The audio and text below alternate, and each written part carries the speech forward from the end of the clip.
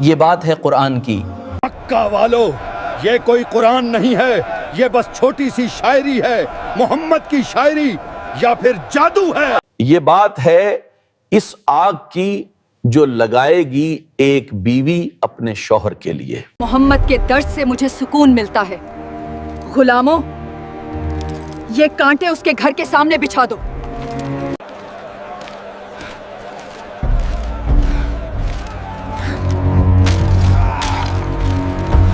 یہ کہانی ہے اس انسان کی جس نے رسول اللہ کو بھرے بازار میں رسوا کیا۔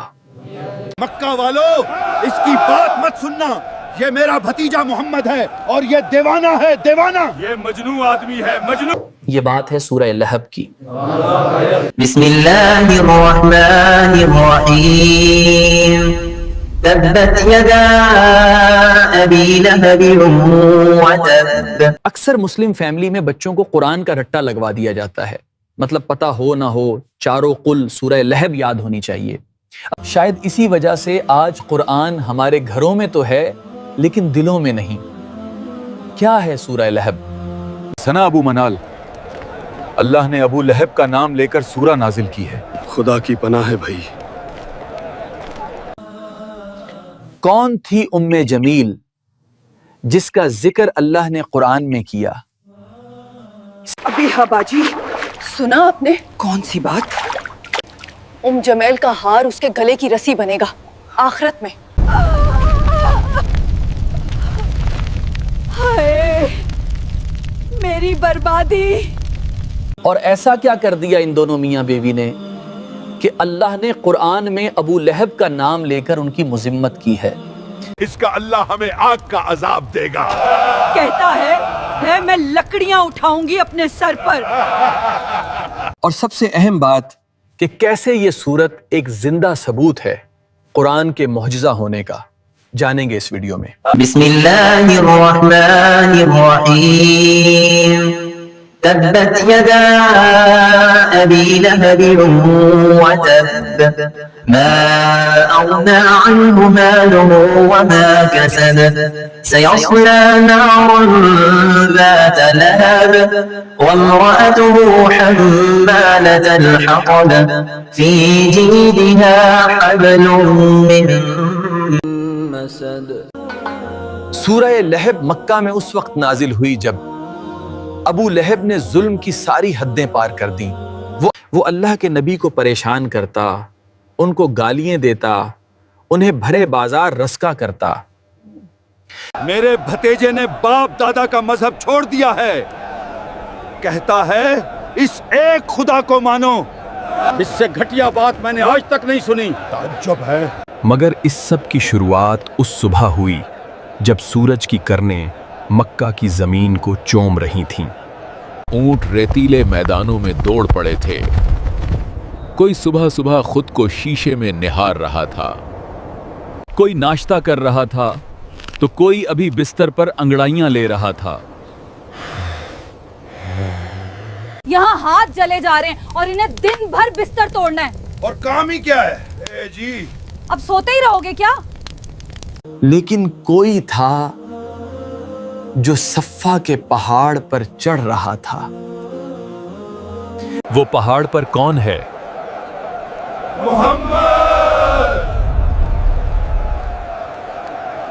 یہ وہ پہاڑ تھا جس پر چڑھ کر مکہ والے ایک دوسرے کو اکٹھا کرتے، کوئی خاص بات بتاتے۔ صفا کے پہاڑ پر چڑھ کر اللہ کے نبی نے ایک گہری سانس لی اور پھر زور سے پکارا، یا صبح! حملہ ہو گیا ہے۔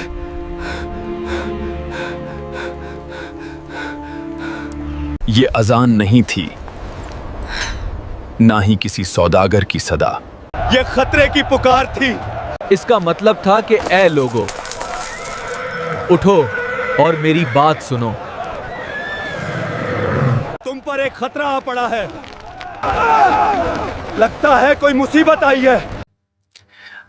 لوگ اپنے گھروں سے، اپنی دکانوں سے، اپنے باتوں سے نکل پڑے، اور پھر جب سب لوگ صفا کے پہاڑ کے نیچے جمع ہو گئے تو اللہ کے نبی نے ان سب کو ایک نظر دیکھا اور پھر ان سے ایک سوال پوچھا کہ اے لوگو، اگر میں تم سے کہوں کہ اس پہاڑ کے پیچھے دشمن کی فوج تم پر حملہ کرنے آ رہی ہے، کیا تم میرا یقین کرو گے؟ لوگ چلا اٹھے۔ ہاں بالکل کریں گے، کیونکہ آپ سچے ہیں، آپ امین ہیں، آپ صدیق ہیں، آپ محمد ہیں۔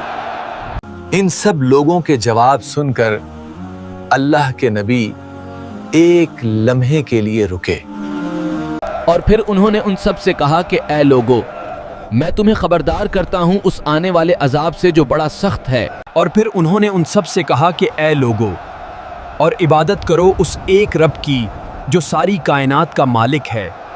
یہ بات سن کر اچانک وہاں کی ہوا بدل گئی، ان کے چہروں پر چیختا سناٹا چھا گیا، وہ سب ایک دوسرے کو حیرانی سے دیکھنے لگے۔ یہ کیا کہہ رہی ہیں؟ کیا؟ مجھے سمجھ نہیں آ رہی۔ یہ بات تو میں نے سنی تھی، کیا اپنے باپ دادا کا دین چھوڑ دیں، اپنے خداؤں کو ناراض کر دیں؟ آدمی کھڑا ہوا، غصے اور نفرت سے بھرا ہوا، وہ چلایا، تبا لك ألهذا جمعتنا؟ عربی کی اس عبارت کا مطلب تھا کہ ستیاناس ہو تیرا، ٹوٹ جائیں تیرے ہاتھ، کیا تو نے ہمیں اسی لیے یہاں جمع کیا ہے؟ یہ آدمی اور کوئی نہیں بلکہ رسول اللہ کا چچا ابو لہب تھا۔ اس کی بد دعا آسمان سے ٹکرا کر واپس اس پر آ گئی، اس کے نصیب کے پنوں میں جہنم کا عذاب ہمیشہ کے لیے لکھ دیا گیا۔ لیکن اللہ نے ابھی اپنے نبی کو یہ بات نہیں بتائی۔ اسکالرز کہتے ہیں کہ اگر یہ سورت اس وقت نازل ہو جاتی تو مکہ کے لوگ کہتے اس پر کیسے بھروسہ کریں، وہ اپنوں کی برائی کرتا ہے۔ اصل میں اس دور میں مکہ میں چچا کا درجہ باپ کے برابر ہوتا تھا، خاص طور پر جب سگے والد کا انتقال ہو چکا ہو۔ وقت گزرتا رہا، اللہ کے نبی جگہ جگہ گھوم گھوم کر ایک اللہ کی عبادت کرنے کا پیغام پہنچاتے رہے۔ لیکن ابو لہب وہ آپ صلی اللہ علیہ وسلم کے پیچھے پیچھے جاتا۔ اب یہ کون سی نئی شاعری لے آیا ہے؟ یہاں تک کہ وہ بازار کے شریر لڑکوں کو ہاں جی محمد صلی اللہ علیہ وسلم کے پیچھے لگا دیتا ہاں جی اور ان سے کہتا کہ ان کو پتھر مارو۔ مارو مارو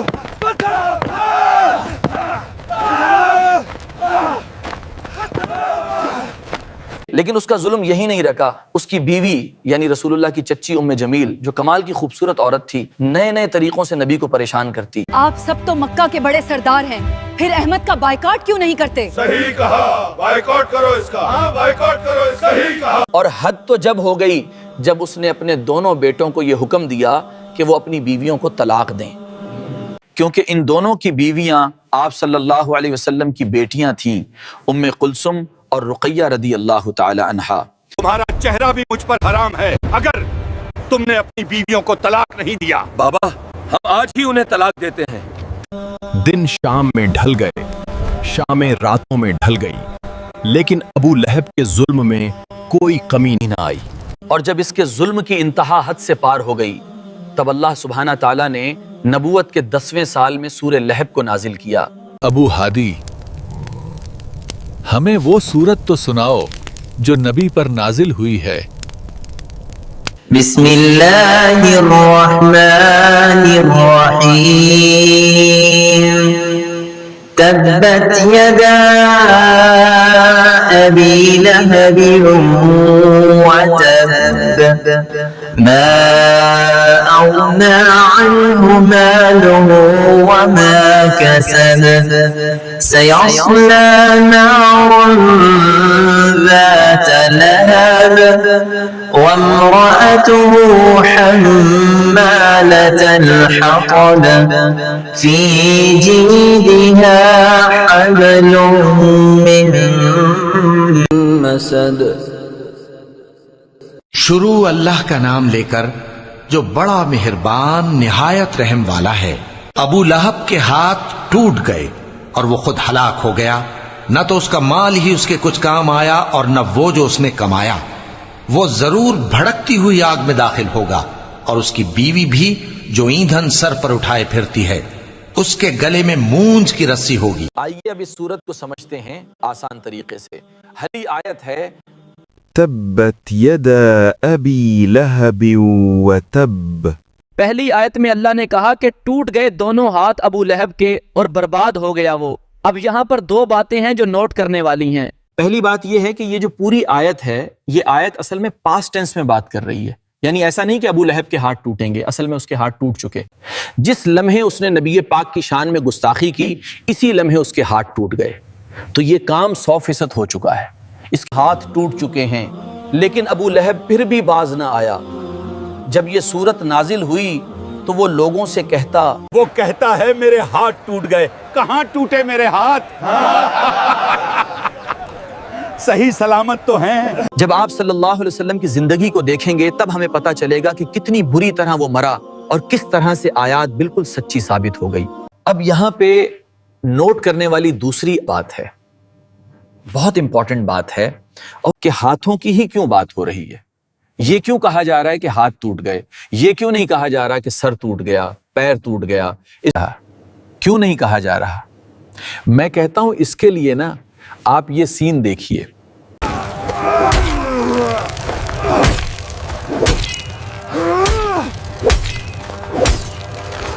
اس سین میں آپ نے نوٹس کیا ہوگا کہ کیسے ایک سپاہی نے، ایک فائٹر نے اپنے ہاتھ میں ایک تلوار لی ہوئی ہے اور دوسرے ہاتھ میں خود کو بچانے کے لیے اس کے ایک ڈھال ہے۔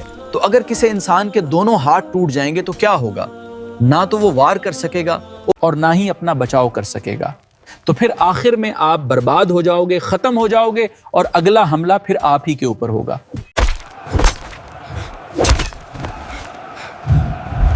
بالکل اسی طرح ہم ابو لہب کی زندگی میں دیکھتے ہیں، اس کا مال، اس کے بیٹے، اس کے کنیکشن، اس کے تعلقات، اس کی پاور، سب کے سب برباد ہو گئے، کوئی بھی اس کے کام نہیں آیا۔ اور ہم آگے جا کے دیکھتے ہیں اور کہ جب وہ مرا تو اتنی بری موت مرا، اتنی بری موت مرا کہ کوئی اسے چھونے والا نہیں تھا، کوئی دفنانے والا نہیں تھا۔ کئی دنوں تک اس کی لاش سڑک پر سڑتی رہی، لوگ پریشان ہوتے رہے، ہاں تک کہ اس کے اپنے لڑکوں نے بھی اسے چھونے سے، گھر میں رکھنے سے منع کر دیا۔ ارے ابو لہب کے بیٹو، اپنے باپ کی لاش تو ٹھکانے لگاؤ، بدبو سے لوگ الٹی کر رہے ہیں۔ ابتعدوا عن الجثة لعنت اللہ علیہ۔ كم هذا مقرف۔ اب آتے ہیں آیت نمبر 2 پر۔ ما اغنى عنه ماله وما كسب۔ نہ ہی اس کا کوئی مال اس کے کام آیا، نہ ہی اس کی کوئی اولاد اس کے کام آئی۔ اصل میں یہ آیت جواب ہے اس بات کا جو ابو لہب اکثر لوگوں سے کہا کرتا تھا، اگر وہ سچا ہے دے دوں گا مال و دولت اللہ کو اور بچا لوں گا خود کو جہنم سے۔ اب یہاں نوٹ کرنے والی بات یہ ہے کہ یہ جو کسب کا لفظ ہے اس کا مطلب ہوتا ہے کمائی کے، ارننگ کے۔ کبھی کبھی لوگوں کے پاس بڑا پیسہ ہوتا ہے، باپ دادا نے ان کے کما کے چھوڑا ہوا ہوتا ہے، پر یہ کسب کا لفظ استعمال کیا جاتا ہے اپنی کمائی کے لیے جو آپ نے خود کمائی ہے۔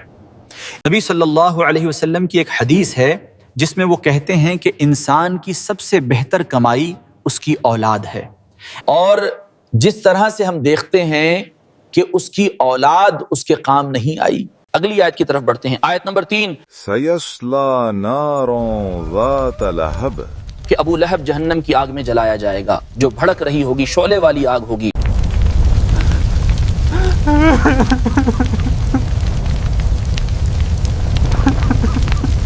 اب ہم بڑھتے ہیں چوتھی آیت کی طرف جو ہے وامرأته حمالة الحطب۔ اور اس آیت کا مطلب ہے کہ اس کی بیوی اپنے سر پر ایندھن اٹھائے ہوگی۔ ایندھن کیا؟ کہ وہ لکڑیاں ڈھو رہی ہوگی جہنم کے اندر۔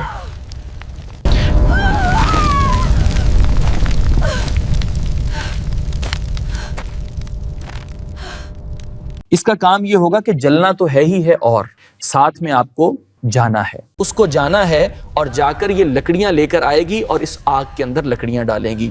تو جب ہم آگ میں لکڑیاں ڈالتے ہیں تو کیا ہوتا ہے؟ اس کو جانا ہے اور جا کر یہ لکڑیاں لے کر آئے گی اور اس آگ کے اندر لکڑیاں ڈالے گی۔ تو جب ہم آگ میں لکڑیاں ڈالتے ہیں تو کیا ہوتا ہے؟ آگ اور تیز ہوتی ہے تو اپنی آگ یہ خود بخود جلائے گی.